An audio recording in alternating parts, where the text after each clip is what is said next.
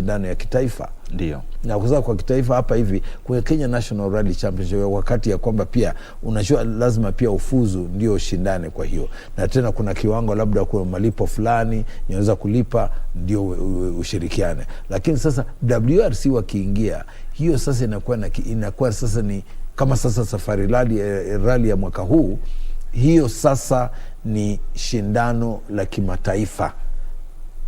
Lakini kando na ile shindano la kimataifa, sasa ndio unaona Kenya, kwa sababu kama wangekuwa nasema tu yani mashindano ya kimataifa WRC peke yake, ingekuwa magari machache sana. Ingekuwa ni magari machache sana. Ndio. Kwa sababu sio wa Kenya wote wanaweza kufuzu kushindana katika kiwango cha WRC. Sasa ndio unaona wanachanganyisha pamoja na hiyo mashindano ya Kenya National Rally, ingawa yote yanakimbia kama njia moja barabara, lakini iko tofauti. Kama sasa uweze kupata mshindi wa Kenya National Rally Championship atunukiwe zawadi kama mshindi wa WRC. Hiyo ni kategori tofauti. Na ukiangalia hata kiwango yao, hata magari zao ziko tofauti, ziko kwa hali ya juu kuliko vile zile za Kenya National Rally Championship. Ndio. Na hapo pia dereva pia lazima uwe umehitimu kiwango fulani cha mashindano na mazoezi. Ndiposa swali nauliza swali kuhusiana na utoke katika kiwango ambacho uko, kwa mfano madereva wa humu nchini. Unahitaji alama zipi ama unahitaji kushiriki mashindano yapi ndiposa uweze kuwa katika kiwango sawa na kina Sebastian? Kila nchi kama vile ninavyosema huwa inaandaa mashindano yao, yani ile ya kinyumbani. Sasa ile mashindano unajua kuna kiwango fulani lazima ushindane. Ukishindana pia kuna alama unapewa. Unajua katika Kenya National Rally, yani ile mashindano ya kawaida ya taifa, kuna zile alama unapewa ukishindana. Na unajua sasa vile unavyoshindana mara nyingi pia unapata uzoefu na pia unaongezea alama zako. Ndio. Sasa ukiongeza sijui ni kiasi gani, lakini ukiongeza hiyo alama na pia uwe na nafasi ya kuwa na uweze kupata gari ya kiwango hicho, hapo pia unajua sasa kando na ile kushindana, unaweza kuwa ndio labda wewe hujafanya mashindano mengi sana ya kitaifa, lakini uko na pesa za kununua gari na kulitengeneza liwe kiwango, sababu yale masharti ya magari ya tuseme ya WRC ni ya kiwango ya juu sana. So hivi tunaweza kusema kwamba ndiposa uwe mwendeshaji gari ama ushiriki katika mashindano haya ya magari, it's very expensive, ndio? Ndio, sio jambo rahisi. Hata ukiuliza madereva wenyewe watakwambia. Ndio naona hata saa zingine hata kama vile wakati huu unaona kama kulikuwa na kundi lingine ya kinadada, kumekuwa na makundi mengi sana, lakini kama sasa mimi naona kuna msichana mmoja tu hapo, yule Maxine Wahome. Pia unajua sijui amefika kiwango gani, tutapata habari zetu labda kutoka kwa jamaa wenye wako Naivasha, lakini yeye pia amejitokeza. Na unajua ni mzuri sana kuwa at least yani dereva wa kike Kenya pia akishiriki kwa mashindano kama haya. Bila shaka. Mzuri sana. Sasa unaona kama vile kushindana hapo kando na wewe kujimudu, kando na wewe kujizoesha, lazima pia uwe na gari lile lenye linafuatana linatosheleza mahitaji ya WRC. Na hiyo sio pesa kidogo, sababu hao wanafuatana pia na ile sheria yao ya usalama, na wakifuatia hiyo usalama lazima gari lako liwe limefika. Ni kama vile tu kawaida, unajua unaona hata magari za hapa nje hizi magari za kukodisha za taxi. Ndio. Hizo za taxi pia unajua wanasema wanaweza tu kukubali magari yale yamenunuliwa kiwango fulani, ama ile uzee wake kiwango fulani, hawezi kukubalia tu gari yote. Sasa ndio vile, kwa sababu unajua changamoto ya rally ya rally kama World Rally Championship, changamoto ni kubwa, mahitaji ni kubwa. Na sasa huwezi kuwa na gari tena. Ukiangalia gari kama hiyo, ukiwa mtu kama gari, ukiona kama sana magari ya kimataifa yako kando na hiyo gari, wako na magari karibu 3-4, zile zinaitwa chase cars, zile zinafuatana naye. Wameleta bonge la maspea ili sasa wakati huwa tunaliona, unaona kama wakati wa Formula 1 huwa inaonyesha vizuri sana. Formula 1 ile pit stop, ile tu gari ikisimama hivi, matairi zote zimetolewa, zimeweka zingine. Sasa ndio vile natakana pia, kama hapa hivi tulikuwa tumeambiwa, kuna wakati moja tulikuwa tunahojana na msimamizi wa timu moja, ndio ilikuwa ya Lancia Stratos, tu gari dogo tu. Wanasema wanaweza kubadilisha hiyo tairi yote 4 in 8 seconds, sekunde 8 peke yake. Wamebadilisha, wametoa na wameregesha. Sasa ukiwa kama wewe sasa mshindani, na unajua wanafanya hivyo kwa sababu gani? Kwa sababu hawataki upoteze muda. Kwa sababu kila muda unajua unahesabika. Kama vile unaona kama hizi stages, those stages are timed stages, ni stages na zimepewa muda. Sasa usipomaliza hiyo stage kwa muda fulani, pia point zako unapoteza. Ama hupati point, na ukivile inaongezeka tena huwezi kumaliza, hapo ndio vile watu wanakuwa wanaondolewa. Sasa ikiwa kama kuna nini, kama vile wakati unaendesha kuwe na kasoro na hiyo gari, lazima uwe na mechanic wale experience, sio mmoja. Na unajua kama watu wote sasa, unajua ikiwa hiyo pesa ya kutafuta kuwa na kundi la mechanic na kuwa na spare zote hapo na hapo, unajua ni pesa mingi sana. Sasa hapo ndio naona sio rahisi vile kupata kama tuseme upate yani mtu yote ile mwendeshaji, madereva yote mwenye ataka. Una madereva wengi sana wangependa kushiriki. Lakini yale mahitaji, vile gari lako linahitajika liwe kiwango fulani, hiyo ndio sasa inatupa watu nje. Inakuwa sasa wewe labda ukijikaza unaweza kuendesha kwa local rally, kwa sababu local rally kama ya KNRC hiyo haina mahitaji mazito kama vile WRC. WRC hao wanataka kiwango fulani, hiyo gari lazima imeet grade fulani ndio ikubaliwe. Kabla ya kurudi huko Naivasha na kupata mahojiano ya moja kwa moja huko, juzi tulishuhudia kile ambacho kinaitwa shakedown. Na ni madereva 15 pekee waliruhusiwa, wakiwemo 3 kutoka Kenya. Je, hii shakedown inasaidia vipi madereva na wale ambao hawajapata fursa ya kushiriki katika shakedown ile? Sasa shakedown, unajua zamani tulikuwa tunasikia ile kitu, tulikuwa tunasikia reke. Ndio. Reke, watu unaenda kujaribia. Sasa shakedown iko kama jaribio. Na ile jaribio wanataka kujaribu kuona kiwango, yani vile au watu kama tuseme kama vile umeweka time fulani, stage fulani ina nyakati fulani, kama hiyo nyakati kweli inawezekana ama haiwezekani. Kwa sababu inaweza kuwa labda wasimamizi wa mashindano wameamua ya kwamba hiyo stage itakuwa muda fulani, unaona. Lakini kwa kutumika kabisa kwa hayo magari kwa hapo haiwezekani.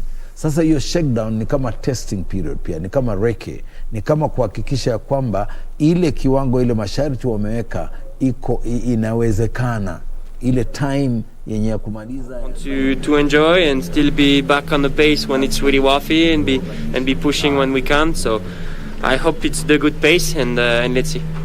How have you managed the car? Any damage so far to that you've suffered, or how is it handling? The thing is, sometimes it's so rough. You need to brakes even in the straight part. So if you carry the speed and you go flat out, you can gain a lot of time, but you can also break a dumper or have a puncture or break a wing or something. So it's difficult to know. And honestly, I think we will know only at the end of the rally. All right. All the best in the afternoon section. Thank you. Cheers.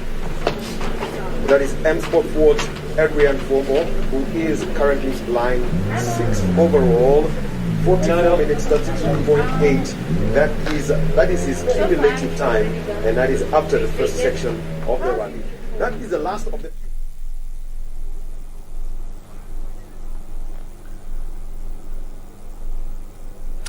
Na ni baadhi tu ya madereva hapo wakitoa mahojiano kabla ya tulikuwa tunazungumzia umuhimu wa hiyo reke ama shakedown. Wale ambao hawajapata fursa ya kushiriki katika shakedown, kuna umuhimu wa shakedown kweli? Kwa sababu unapata ni madereva 15 pekee wanashiriki na list yenyewe ina madereva 53. Lakini unajua shakedown hiyo iko kama reke. Sasa hiyo shakedown vile wao wanashiriki ni wale wanachagua sample.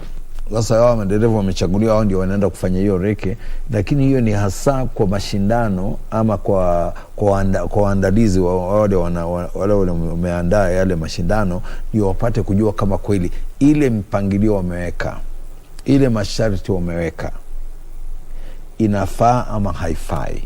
Kwa sababu kwa shakedown pia ndio wanaweza kujua ya kwamba hapa tumesema ya kwamba hawa watumie masaa fulani ama dakika fulani kwenye nafasi hii, lakini vile wamefanya ile testing, ile sample testing during the shakedown, inapatikana ya kwamba hiyo kiwango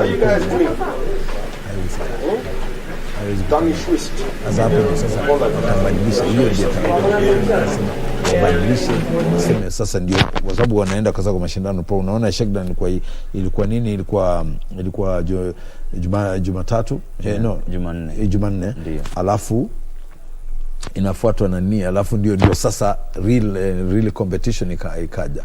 So hiyo ni kama reckon, kama testing time, so to kind of evaluate like kweli tumesema hapa hii masharti ndio tunatumia, lakini yanawezekana ama haiwezekani.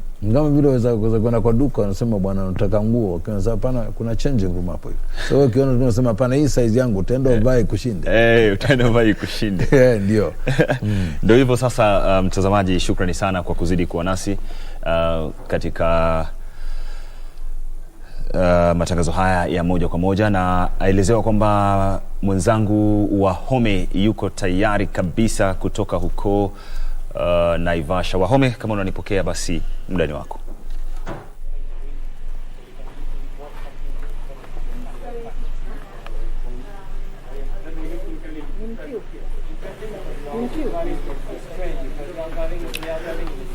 Well, a very good afternoon to you from the KWS Training Institute, and this is where we've got the service park and of the WRC Safari Rally. It's been quite an interesting morning session, and so far the atrophy rate is the one that is quite a story to tell from the safari. No atrophy rate, then I've got to say there is no safari. That is what they say. And looking at what's happening, the rally leader so far is Thierry Neuville. He is from Belgium, together with Martin Vijage, and in a Hyundai i20 Coupe WRC car. 42 minutes, 48.9 seconds. Calero Van Pera, driving for Toyota Gazoo Racing. He is second overall, and he driving a Toyota Yaris WRC. 42 minutes, 54.0 seconds. That's where he is at the moment. Oitanak, 2019 world champion, driving Yaris, is third overall, 15.1 seconds. The next drivers are Takamoto Katsuta, driving a Toyota Yaris. Gus Greensmith is fifth overall. Sixth overall is Adrian Formore, driving for M Sport Ford. Sebastian Ogier, reigning world champion, 7-time world champion, is seventh overall. And Onka Rai is the best placed Kenyan driver. He's driving a VW Golf, and Rai 49 minutes 12.6 seconds, and we shall be speaking to Onka Rai in just a short while. So let's go through the stage times, and this is starting with SS2, which was Tree Lodge 1. Onka Rai, he was placed 12th overall, 11 minutes 1.1 seconds. Then the next stage that was there was Kedong. This was 32.68 kilometers, 19 minutes 43.5 seconds. Means he was averaging something in the range of 100 kph. It was considered one of the fastest, but too many rats on 8. Then the final stage in section 2 of the rally, this was Oserian 1. Onka Rai clocking 14 minutes 41.9 seconds, 24 seconds behind stage winner Kala Rovanpera. So overall, as we speak, Onkarai 8th and his cumulative time so far 49 minutes 12.6 seconds. He's 4 minutes 11.8 seconds behind rally leader Thierry Neuville. Now let's also talk about the atrophy rate. Well, the retirements at the safari are there. The first person to retire was Giancarlo Davite, driving an Evo 10, and this was for medical reasons. And Akif Virani, he had a 10-minute delay yesterday, and he basically had to retire, but he rejoined the rally today. And at the end of it all, just looking at it, he is still in the running. Well, time for us now to talk to the leading Kenyan driver, Onka.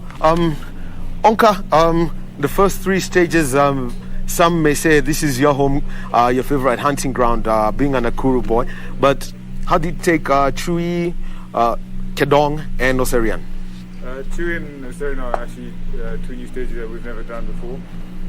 Kedong is a stage, but we've had an unfortunate incident with my brother. Just pray that he's okay. And just my mind wasn't right for the last stage, but I know he'd want me to carry on, and we're all praying for him. Well, we'll keep praying for your brother too after his role. But now let's talk about how the car is handling and so far. Car's okay. We had a puncture in Kedong for I think about 10 Ks, but we managed to get to the end with a decent time. And it's very rutted out there. It's very tricky. A lot of stones, a lot of rocks. Just have to be very careful and use our brains. Well, talking about that, lying 8th overall at the end of section 1, section 2 of the rally. What's the feeling and how to, keep it steady? There's still a long way to go. Anything can happen. So we're just using our brains to keep calm and just drive a sensible rally. All right. Thank you. Thank you very much. All the best. Thank you. Cheers. And so we've spoken to Onkarai. He is the best placed Kenyan driver in this safari rally event, and you can hear from him. Well, he's mentioned about his brother who had a role. He's mentioned it. So we hope that Tej Virai and Gareth Doe are okay. So talking about the other drivers and WRC3 driver, another one we need to talk about is Daniel Schwist from Poland. Daniel Schwist from Poland. He's over 14 minutes 54 for the last section, and he is lying in 10th overall. Martin Prokop, he's driving a WRC2 car. And for Martin Prokop, it's an interesting scenario. All he needs to do is to make it to the end of the rally. He's the only WRC2 driver here, or as they would call it in WRC language, he is the only P2 driver. So make it to the end of the rally, and he will have the podium alone. Would like to see him do some acrobatics on that, hopping from 1 to 3. It will be interesting at the mini podium that's going to be here at the service park. So there he is, and together with Yuka, 49 minutes 27.8. He's lying 9th. 10th overall is Danny Wish of Poland, is in the WRC3 class that is currently being led by Onkar Singh Rai. Karan Patel driving a Ford Fiesta, another WRC3 class driver, 53 minutes 29.5 seconds. So there that's the other driver we'll be talking about. We've got Carl Tundo, Akif Virani, who rejoined, and this is on after he had a delay yesterday. He was one of the drivers marked as retired together with Eric Bengi, but they have rejoined the rally. Only Giancarlo Davite did not start the rally. That is why out of the 53 total number of the total number of crews that were there, 53 of them, only 52 started. That's an even number and would have worked for Kasarani SS1. Why not red flagged yesterday? Well, and talking about red flagging stages, if you're a spectator, stick to the zones that have been designated for you. The safety, your safety, and the safety of the drivers is very important to you. Do not stay on the outside of a corner, because if he loses his racing line, then it would be dangerous for you. Like the story is told once, off in a rally in Kajiado. Ian Duncan went over a jump. He was flying, and when he landed, he saw that people were on the outside of a corner where he would have taken, turned towards the right. He went around the people, and anytime they hear that Duncan's on that stage, what they do is just take off and simply say, "Oh, it's Ian. Let's all run away." So stay on the safe side of the corners. If you're at an elevated place, the better. Don't drive against rally traffic. Follow the instructions given by the marshals who are there. If you've got to be at a stage, be there 2.5 hours before. It's all about your safety. So let's take a look at the other drivers who are here when it comes to the overall placings so far. And as we wait for the following the drivers who should be coming in, we should be having Prokop, the only WRC2 driver here. There's Chris in a Ford Fiesta Mach 2, Karam Patel, Carl Tundo, Akib Virani, Aman Raj Rai, and also Olivier Solberg. And the interesting case of Olivier Solberg, he is one of the drivers. He drives for 2C competition, which means that he should be there. He should be right at the top. Considered one of the other P1 drivers. P1 drivers who retired. Danny Sordo is one of those drivers who've retired. The other one is Alvin Evans. He broke his suspension, so rally over for him. He really must be disappointed. And considering that when it came to the very first stage that was run this morning, which is Chui Lodge 1, Alvin Evans was their 4th overall. Clock just 6.3 seconds behind the rally leader Thierry Neuville. So those are the drivers who are there, and looking at the difference in times, they've all got to come through this place. Stage 1, get your car washed. Stage 2, go into the holding area, and then after that go to the technical zone, get clearance from the time control to get into the service park. That's the way it works in the rallying, so we all have got to wait for that. The afternoon itinerary, I could basically take you through this, and this is for section 3. Section 3 is basically a rerun of this morning's stages. So after refuel, after flexi service, they've got 30 minutes to fix the cars. We had from Katsuta Takamoto, he simply said, yes, we had some radiator leaks here and there. We've got to take care of that. Some drivers are saying, look, we had the punctures, our shock absorbers and the dampers, some of them have suffered damage, may have broken a wing here. All that needs to be checked. For Toyota, and we had from Kale and the conversation from the team, the dust that's getting into the cars, visibility headed towards 0 for the drivers. So it's almost like driving, driving blind, not driving by sight. You've got to follow your navigator's notes properly. So the start of Chui Lodge 2, a 13.34 kilometer stage, is going to be at 14 minutes to 2 o'clock. That's the start of that rally. Kedong 2, this one's going to be at 18 minutes to 3 o'clock. And the final run of the stages is Kedong 2 is 32.68 kilometers. And that is the longest stage. And the other stage that you've got to look out for, this is not about it being long. It's not just about it being long, it is about it having all the wrong reputation. We're talking about Soisam, which is 31.04 kilometers. That's going to be run tomorrow. But overall today, 130 kilometers of competitive stages, specifically 129.78. So we've had from the leading drivers, the top 8 drivers in the competition so far. And right now, let's hand over back to Broadcasting House. I'm Farapidi. This one's yours.